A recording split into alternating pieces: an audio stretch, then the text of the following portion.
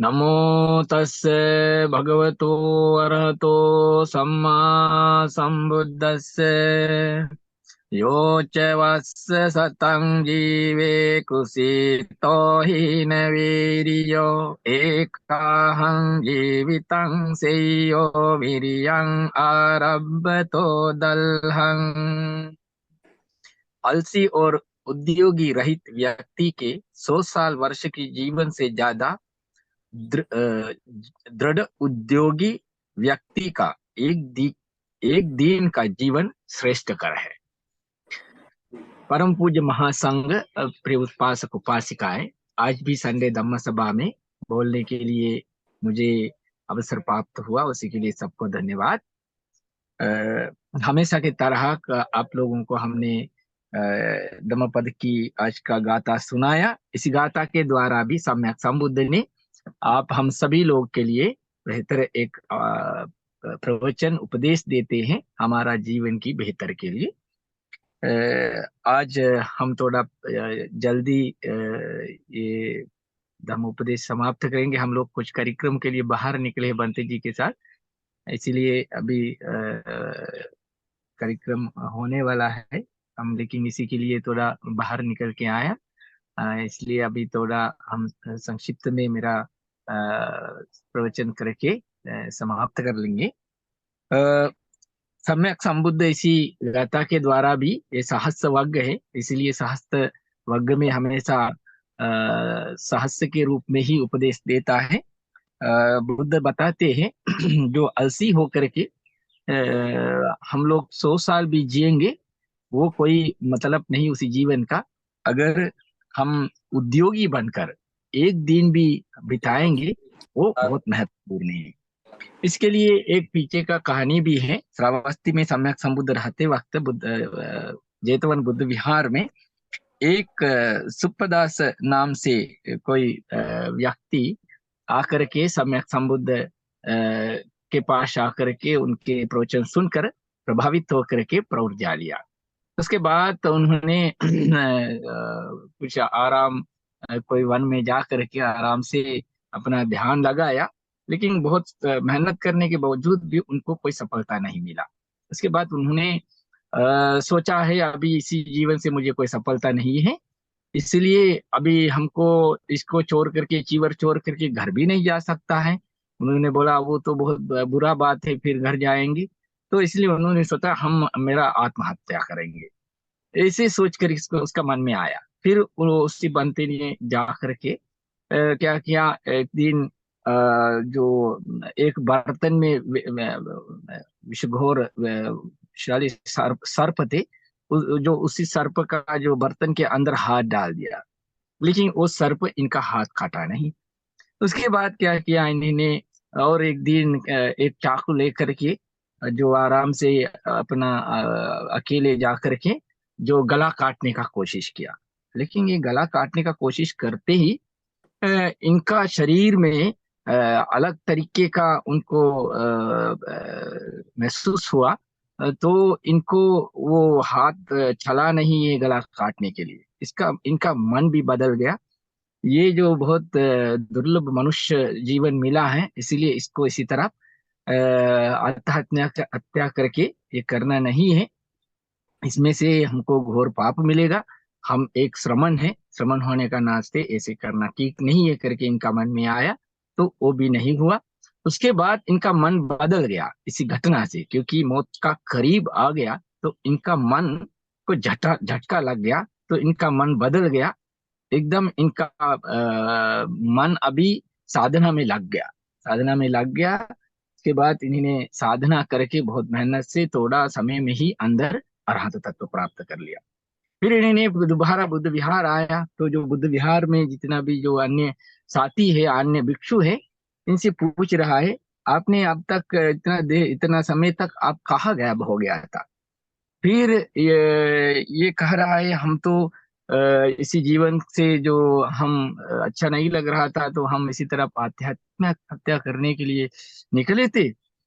लेकिन हम आखिरी में वो हमारा मन बदल गया, अभी हम अरहंत तत्व प्राप्त करके आया। लेकिन ये अन्य भिक्षु उसी पर विश्वास नहीं किया। फिर इन्हीं ने पूछ रहा है, आपने आत्महत्या हत्या करने के लिए क्या किया? उसने बोला, इसी तरफ हम एक सर्प का जो बर्तन में हाथ डाल दिया, लेकिन वो सर्प हाथ काटा नहीं है। उसके बाद हम इसी तरफ गला काटने का कोशिश किया, तो इसी तरफ मेरा शरीर में अलग तरीके का महसूस महसूस हुआ, हाथ जो चला नहीं है चाकू। उसके बाद मेरा मन बदल गया। इसी के कारण हम उसी तरफ मन ध्यान में साधना में लगा दिया। तो हम ये सारा सांसारिक बंधन को तोड़ करके और मन में जितना संयोजन है उस सब संयोजन को तोड़ करके अरहंत तत्व प्राप्त कर लिया। फिर ये अन्य साथी भिक्षु इसी भिक्षु को लेकर के सम्यक संबुद्ध के पास लेके गया, क्योंकि वो लोगों को अभी भी इनका बातों पर विश्वास नहीं है। ऐसा भी हो सकता है अरहंत तत्व, क्योंकि जो एक चाकू लेकर के गला काटने का कोशिश करते करते किसी को अरहंत तत्व प्राप्त कर सकते हैं क्या? फिर सम्यक संबुद्ध के पास गया, जाकर के सम्यक संबुद्ध को पूरा घटना क्रम का बारे में जो बुद्ध के साथ बात किया, बुद्ध को समझाया। फिर सम्यक संबुद्ध ने बोला, हाँ सही है इनका बात, ये अरहंत तत्व प्राप्त कर चुके हैं। फिर अन्य भिक्षु पूछ रहे हैं, ये इनका उसी बर्तन में जो हाथ डाला तो वहां पे एक घोर सर्प थे, जो विषाली सर्प, इसको इसको खटा क्यों नहीं? अ, फिर सम्यक संबुद्ध कहता है, ये जो सर्प है किसी पूर्व जन्म का इनका एक सेवक हुआ करते थे। इसके कारण जो ये जो भिक्षु इसी जन्म में जो बने हैं, ये उनका मालिक थे। इसलिए अपना मालिक का हाथ काटना वो सर्प को अच्छा नहीं लगा, इसलिए उन्होंने इनका हाथ काटा नहीं। उसी के बाद ये अन्य बुक्स फिर पूछ रहा है, ये वो तो बोल रहा है अरहंत तत्व प्राप्त कर लिया, तो इसी तरह भी अरहंत तत्व प्राप्त कर सकते हैं क्या? इसी तरफ जो आत्महत्या हत्या करने के लिए इन्होंने जो चाकू लेकर के अपना गला काटने का कोशिश किया, तुरंत उसी समय इनका मन बदल करके इसी तरफ अरहंत मार्ग में मन लग सकते हैं क्या? फिर सम्यक संबुद्ध बताता है, हाँ ऐसे भी हो सकता है।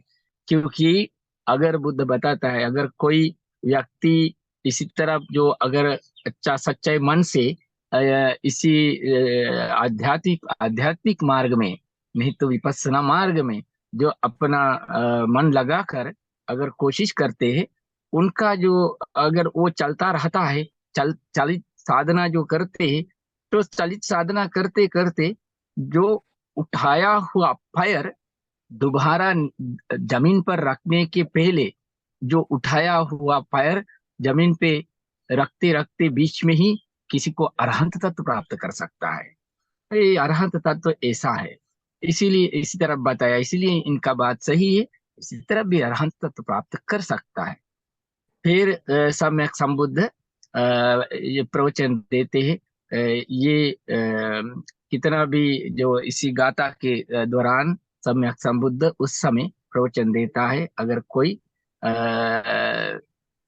अ, उद्योगी रहित 100 साल जीने से, जो उद्योगी से नहीं तो कठिन मेहनत से जो एक दिन भी अगर कोई व्यक्ति जीते हैं, वो बहुत सर्वश्रेष्ठ जीवन हो जाता है। इस तरफ सम्यक संबुद्ध समझाता है। जो इसी जो भिक्षु का नाम भी जो सर्पदास, पाली में आता है सर्पदास। जो सप्प मतलब सर्प, सर्प जो उसी जो जो सर्प का नाम, जो विश्वघोर सर्प था, उसी सर्प का नाम से जो उनका पूर्व जन्म में जो दास हुआ करते थे, इसलिए इसी भिक्षु का नाम भी उसी नाम से फेमस हो गया, सर्पदास करके।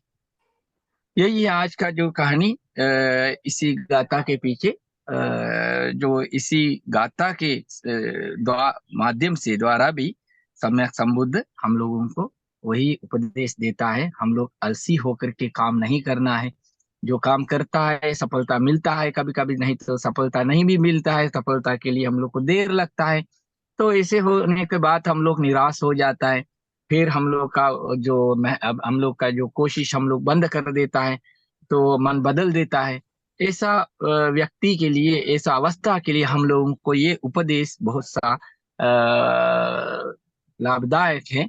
क्योंकि हम लोग अगर कोई अच्छा काम के लिए जो हमारा फोकस है, और हम लोग किसी अच्छा काम के लिए हमारा कोशिश है, तो हम लोग उसी का फल हम लोग और आगे इंतजार करना चाहिए।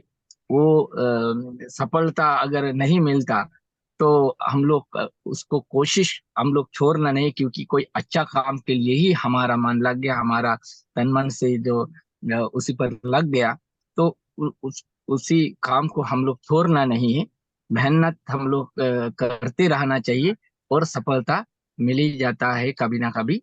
इसीलिए उसी के लिए सम्यक संबुद्ध ये उपदेश के द्वारा हम लोगों का जो कोशिश है, क्योंकि हम लोग साधना करते, कुछ लोग बोलता है हम लोगों को कोई सफलता नहीं मिल रहा है, और हम लोग जो धर्म मार्ग पे चलता है, बहुत सारे लोग वो पूछते बताते, इसमें से हम लोगों को कुछ सफलता मिलती ही नहीं है। तो इसीलिए है ऐसा अवस्था के लिए इसी गाथा के द्वारा जो बुद्ध ने जो उपदेश दिया हम लोग को बहुत काम का है। इसीलिए आप लोग भी अपना काम में जो अपना जीवन में अगर कोई अच्छा काम कर रहा है, धर्म की काम होगा नहीं तो जीवन की भी, अगर कोई अच्छा काम सामाजिक तरीके से, पारिवारिक तरीके से अगर कुछ अच्छा काम कर रहा है, तो उसी काम पे अगर सफलता मिलता नहीं है, तब भी हम उसी काम को छोड़ना नहीं है, उसी काम पे बनाए रहना है। और कभी ना कभी उसके फल, अच्छा फल हम लोगों को मिल जाता है। उसी के लिए आप सभी लोगों को हम बुद्ध धम्म संघ की आशीर्वाद करता है, हमारा जीवन सफलता के ओर बढ़ने और कोशिश बनाए रखने, और उद्योगी मन से आपका जीवन अच्छा कामों पे अपना जीवन लगाने के लिए बुद्ध धम्म संघ की आशीर्वाद प्रार्थना करते हैं। आप सभी लोग इतना देर से बहुत बड़ी ध्यान से धर्म प्रवचन को सुनते रहा।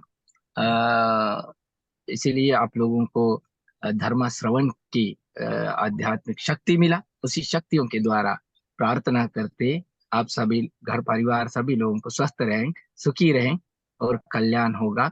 सम्यक संबुद्ध की महाकरुणा शक्ति और महाशील शक्ति, महाज्ञान शक्ति के द्वारा आप सभी लोगों घर परिवारों को स्वस्थ रहें, कल्याण होगा करके प्रार्थना करते हैं। और इसी पुण्य शक्ति सम्यक संबुद्ध के समय से जितना भी धर्म प्रचार प्रसार के लिए योगदान दिया, उन सभी भिक्षु भिक्षुणी उपासक उपासिकाओं को शांति के लिए प्रार्थना करते। महाबोधि संस्था के महासचिव परम पूज्य हमारे बोधिसत्व अनगारिक धर्मपाल जी से लेकर के जितना भी संस्था के द्वारा धर्म प्रचार प्रसार के लिए जो योगदान दिया, उन सभी भिक्षु भिक्षुणी उपासक उपासिकाओं को इसी पुण्य शक्ति से शांति प्राप्त होगा। और आप सब घर परिवारों को भी इसी पुण्य शक्ति से कल्याण प्राप्त होगा। और महाबुद्धि संस्था के तत्काल जो महासचिव परम पूज्य शिवलिंग बंत जी से लेकर के जो महाबोधि संस्था के द्वारा जो इस धर्म प्रचार प्रसार के लिए जो योगदान देते, उन सभी लोगों को, धर्म बंधुओं को प्रार्थना करते हैं आप लोगों का भी जीवन सफल होगा करके प्रार्थना करते। सब्बीत्यो विभज्जन्तु सब्ब रोगो विनश्यतु माते भवत्वन्तरायो सुखी दीर्घायुको भव।